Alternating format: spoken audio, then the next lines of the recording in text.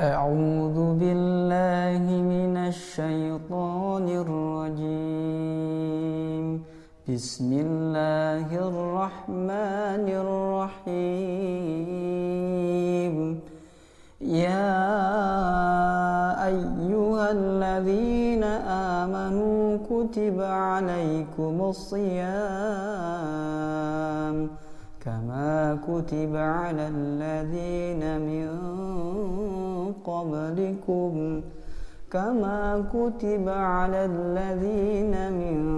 قبلكم لعلكم تتقون. Assalamualaikum warahmatullahi wabarakatuh. Hamdan wa syukur lillah amma ba'. Sahabat YouTube dimanapun berada, bagaimana kabarnya di hari ke-14 Ramadan ini? Semoga sama seperti hari kemarin, hari yang sudah lewat, Allah masih berikan kepada kita kenikmatan sehat sehingga kita bisa melaksanakan ibadah dengan maksimal di bulan Ramadan tahun ini.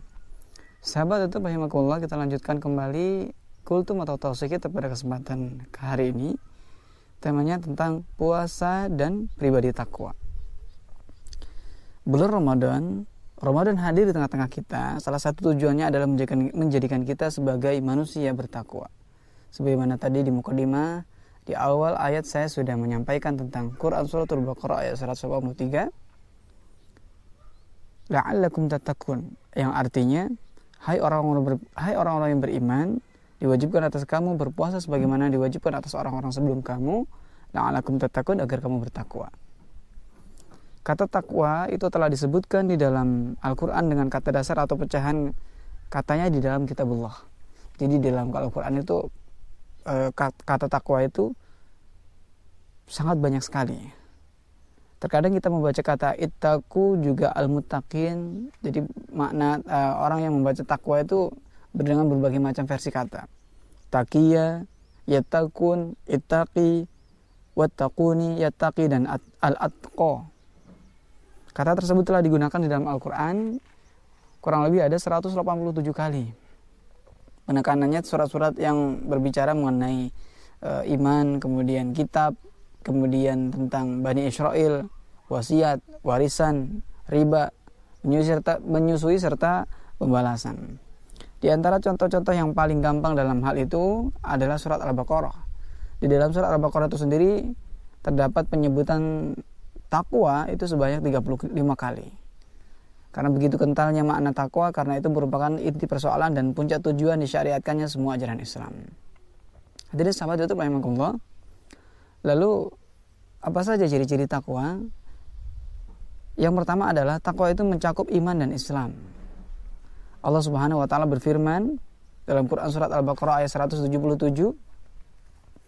bukanlah menghadapkan wajahmu ke arah timur dan barat itu suatu kebajikan, akan tetapi sesungguhnya kebajikan itu beriman kepada Allah, kepada hari kemudian, kepada malaikat-malaikat, kepada kitab-kitab, kepada nabi-nabi, dan memberikan harta yang dicintai kepada kerabatnya, anak-anak yatim, orang-orang yang meminta-minta, dan memerdekakan hamba sahaya, mendirikan sholat, menunaikan zakat, dan orang-orang yang menepati janji apabila ia berjanji, dan orang-orang yang sabar akan kesempitan, penderitaan, dan dalam peperangan. Mereka itulah orang-orang yang benar imannya, dan mereka itulah adalah orang-orang yang bertakwa.